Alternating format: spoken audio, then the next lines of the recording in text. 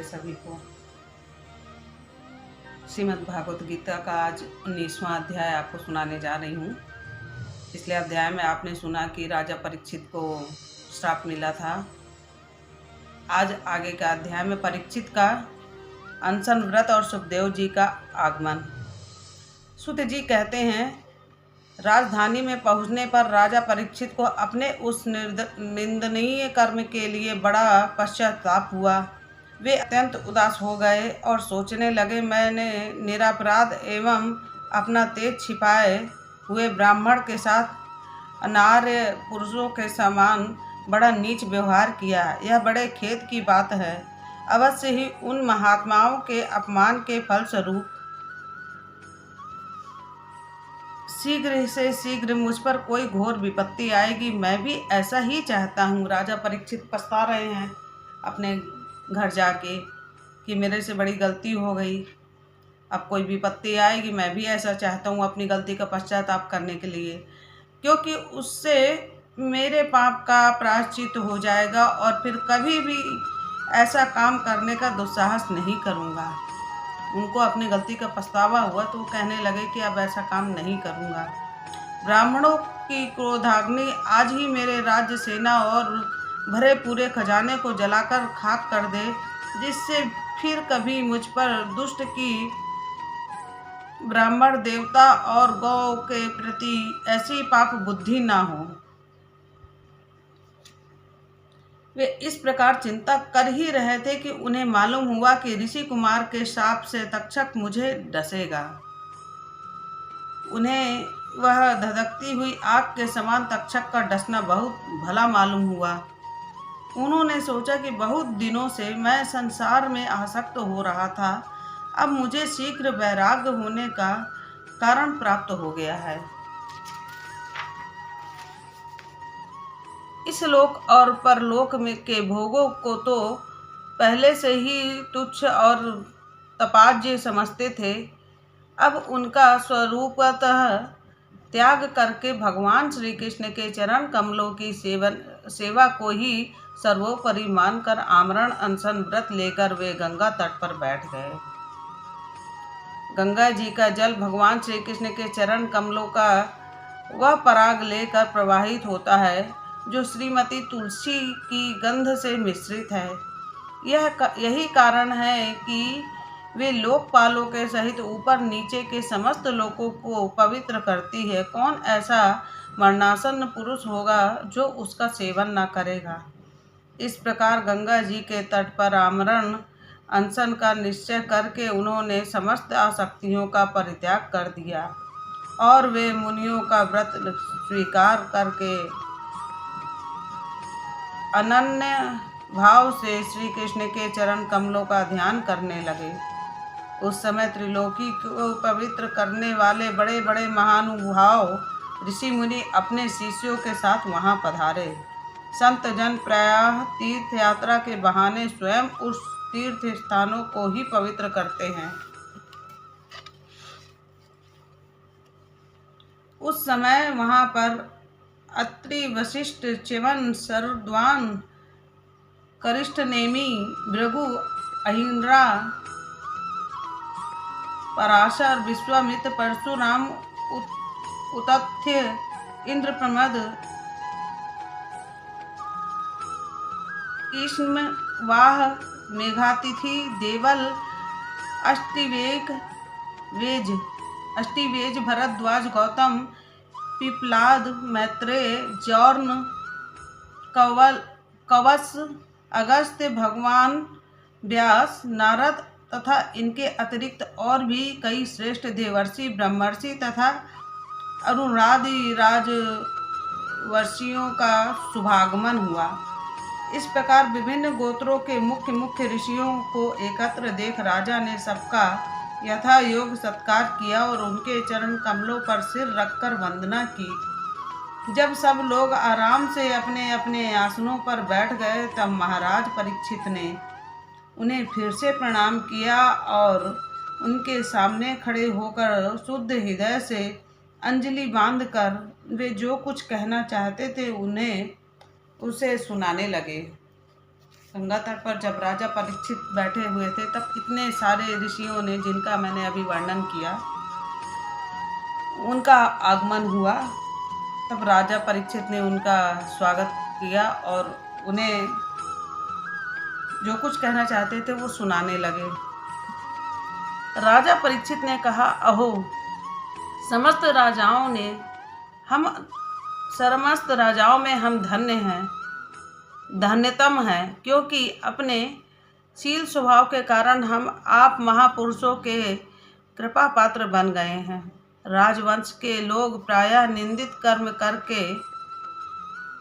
करने के कारण ब्राह्मणों के चरण यौवन से दूर पड़ जाते हैं। यह कितने खेद की बात है कि मैं भी राजा ही हूँ। निरंतर देह गेह में आसक्त रहने के कारण मैं भी पाप रूप हो गया हूँ। इससे स्वयं भगवान ही ब्राह्मण के सांप के रूप में मुझ पर कृपा करने के लिए पधारे हैं। यह सांप वैराग्य उत्पन्न करने वाला है, क्योंकि इस प्रकार के सांप से संसार सक्त पुरुष भयभीत होकर विरक्त हो जाया करते हैं। ब्राह्मणों, अब मैंने अपने चित्त को भगवान के चरणों में समर्पित कर दिया है। आप लोग और माँ गंगा जी शरणागत जानकर मुझ पर अनुग्रह करें। ये राजा परीक्षित कहते हैं मुनियों से। ब्राह्मण कुमार के शाप से प्रेरित कोई दूसरे कपट से तक्षक का रूप धारण करके मुझे डस ले अथवा स्वयं तक्षक आकर डस ले, इसकी मुझे तनिक भी परवाह नहीं है। आप लोग कृपा करके भगवान की रसमयी लीलाओं का गायन करें। मैं आप ब्राह्मणों के चरणों में प्रणाम करके पुनः यही प्रार्थना करूंगा कि मुझे कर्मवश चाहे जिस योनि में जन्म लेना पड़े, भगवान श्री कृष्ण के चरणों में मेरा अनुराग हो, उसके चरणाश्रित महात्माओं से विशेष प्रीति हो और जगत के समस्त प्राणियों के प्रति मेरी एक सी मैत्री रहे, ऐसा आप आशीर्वाद दीजिए।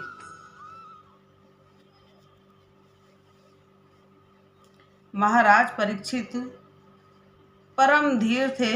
वे ऐसा दृढ़ निश्चय करके गंगा जी के दक्षिण तट पर पूर्वाग्रह पुरुषों के आसन पर उत्तर मुख होकर बैठ गए। राजकाज का भार तो उन्होंने पहले ही अपने पुत्र जन्मेजय को सौंप दिया था। राजा परीक्षित का पुत्र था जन्मेजय, उनको सौंप दिया सारा अपना राजकाज। फिर पृथ्वी के एकमात्र सम्राट परीक्षित जब इस प्रकार आमरण अनशन का निश्चय करके बैठ गए, तब आकाश में स्थित देवता लोग बड़े आनंद से उनकी प्रशंसा करते हुए वहां पृथ्वी पर पुष्पों की वर्षा करने लगे तथा उनके नगाड़े बार बार बजने लगे। सभी उपस्थित महर्षियों ने परीक्षित के निश्चय की प्रशंसा की और साधु साधु कहकर उनका अनुमोदन किया। ऋषि लोग तो स्वभाव से ही लोगों का अनुग्रह की वर्षा करते रहते हैं। यही नहीं, उनकी सारी शक्ति लोक पर कृपा करने के लिए ही होती है। और लोगों ने भगवान श्री कृष्ण के गुणों से प्रभावित परीक्षित के प्रति उनके अनुरूप वचन कहे। राजा अर्षि शिरोमणि, भगवान श्री कृष्ण के सेवक और अनुयायी आप पांडुवंशियों के लिए यह कोई आश्चर्य की बात नहीं है, क्योंकि आप लोगों ने भगवान की सन्निधि प्राप्त करने की आकांक्षा से उस राज सिंहासन का एक क्षण में ही परित्याग कर दिया। उसकी सेवा बड़े बड़े राजा अपने मुकुटों से करते थे। हम सब तब तक यहीं रहेंगे जब तक वे भगवान के परम भक्त परीक्षित अपने नश्वर शरीर को छोड़कर माया दोष और शोक से रहित भगवत धाम में नहीं चले जाते। ऋषि के ये बड़े ही मधुर वचन गंभीर सत्य और समता से युक्त थे। ऋषियों ने फैसला किया कि जब तक राजा परीक्षित के प्राण नहीं निकल जाते, वो भगवत धाम गमन नहीं कर जाते, जब तक हम यहीं गंगा तट पर उनके साथ रहेंगे। उन्हें सुनकर राजा परीक्षित ने उन योग युक्त मुनियों का अभिनंदन किया और भगवान के मनोहर चरित्र सुनने की इच्छा से ऋषियों से प्रार्थना की, महात्माओं, आप सभी सब ओर से यहाँ पधारे। आप सत्यलोक में रहने वाले मूर्तिमान वेदों के समान हैं। आप लोगों का दूसरों पर अनुग्रह करने के अतिरिक्त जो आपका सहज स्वभाव ही है, इस लोक या परलोक में कोई और स्वार्थ नहीं है। विप्रवरों, आप लोगों का पूर्ण विश्वास करके मैं अपने कर्तव्य के संबंध में यह पूछने योग्य प्रश्न करता हूँ। आप सभी विद्वान परस्पर विचार करके बतलाइए कि सबके लिए सब अवस्थाओं में और विशेष करके थोड़े ही समय में मरने वाले पुरुषों के लिए अंतःकरण और शरीर से करने योग्य विशुद्ध कर्म कौन सा है। उसी समय पृथ्वी पर स्वेच्छा से विचरण करते हुए किसी की कोई अपेक्षा न रखने वाला व्यास नंदन भगवान श्री सुखदेव जी महाराज वहाँ प्रकट हुए। वे वर्ण अथवा आश्रम के ब्रह्म चिन्हों से रहित एवं आत्मानुभूति में संतुष्ट थे। बच्चों और स्त्रियों ने उन्हें घेर रखा था। उनका वेश अवधूत का था। 16 वर्ष की अवस्था थी। चरण, हाथ, जंघा, भुजाएं, कंधे, कपोल और अन्य सब अंग अत्यंत सुकुमार थे। नेत्र बड़े बड़े और मनोहर थे। नासिका कुछ ऊंची सी थी। कान बराबर थे। सुंदर भवें थी। इनसे मुख बड़ा ही शोभायमान हो रहा था।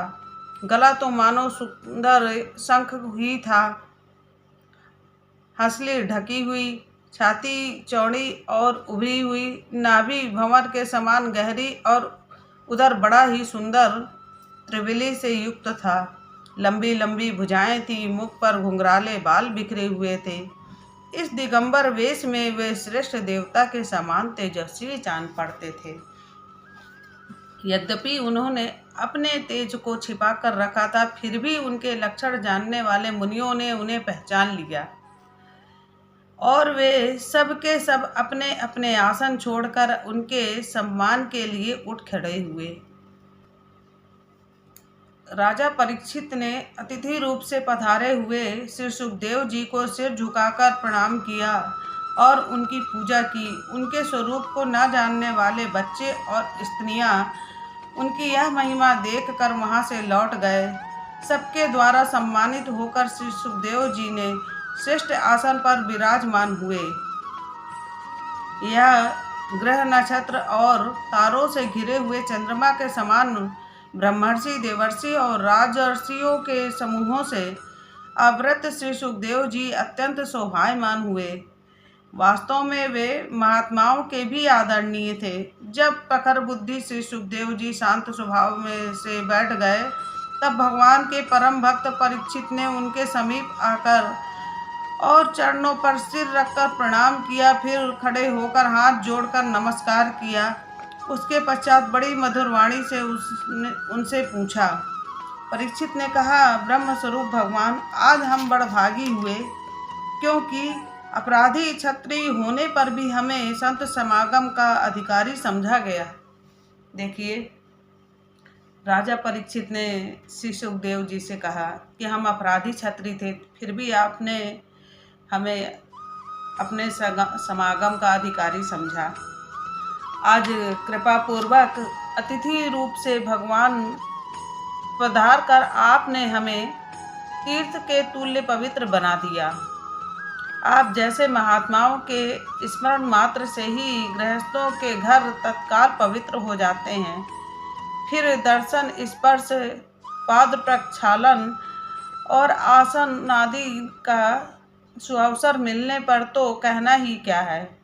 महायोगिन, जैसे भगवान विष्णु के सामने दैत्य लोग नहीं ठहरते, वैसे ही आपकी सन्निधि से बड़े बड़े पाप भी तुरंत नष्ट हो जाते हैं। अवश्य ही पांडवों के सदृढ़ भगवान श्री कृष्ण मुझ पर अत्यंत प्रसन्न हैं।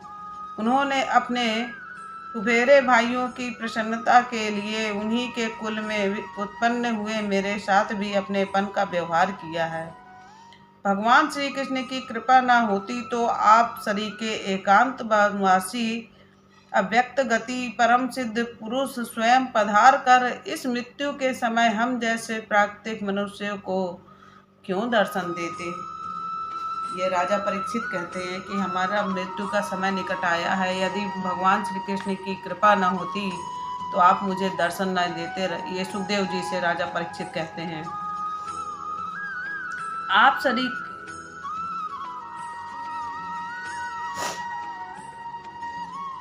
आप योगियों के परम गुरु हैं, इसलिए मैं आपसे परम सिद्धि के स्वरूप और साधन के संबंध में प्रश्न कर रहा हूँ। जो पुरुष सर्वथा मरणासन है उसको क्या करना चाहिए भगवान? साथ ही यह भी बतलाइए कि मनुष्य मात्र को क्या करना चाहिए। वे किसका श्रवण, किसका जप, किसका स्मरण और किसका भजन करें तथा किसका त्याग करें।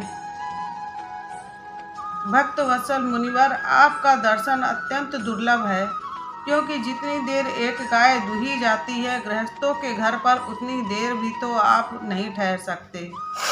सुध जी कहते हैं कि जब राजा ने बड़ी ही मधुर वाणी में इस प्रकार भाषण एवं प्रश्न किए, तब समस्त धर्मों के मर्मज्ञ व्यास नंदन भगवान सुखदेव जी उनका उत्तर देने लगे। इति प्रथम स्कंद समाप्त। आज का ये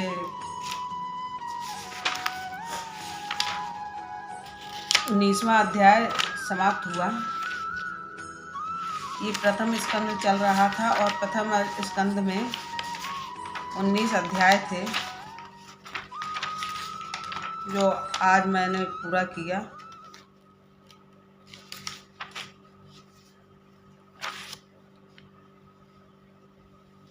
कल से आपको आगे का द्वितीय स्कंद का अध्याय शुरू करेंगे। और आप मेरे YouTube चैनल को सब्सक्राइब कर लीजिए, ताकि आपको रोज़ की पाठ की नई नई वीडियो मिलेगी। मैं हर एक पाठ का एक एक वीडियो रोज़ डाल रही हूँ, ताकि आपको भी लंबा ना पड़े और आप भी अच्छे से सुन सकें। सभी को राधे राधे, जय श्री कृष्णा।